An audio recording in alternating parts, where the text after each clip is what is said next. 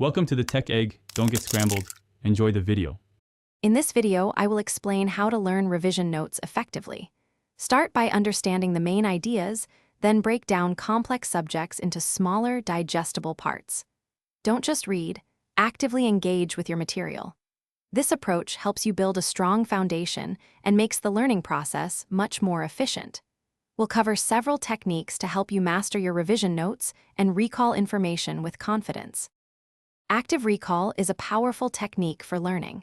Instead of passively rereading, challenge yourself to retrieve information. Use flashcards or create your own practice questions. Try explaining a concept to an imaginary audience. This forces your brain to organize and articulate the information. Regularly summarizing sections of your notes from memory will significantly boost your retention and recall abilities. Spaced repetition involves reviewing material at increasing intervals, which strengthens memory over time. Don't cram. Instead, revisit topics after a day, then a few days, then a week. Interleaving means mixing different subjects or topics within a single study session. This prevents boredom and helps your brain make connections between various concepts. Aim for 20 to 30 minutes per topic before switching.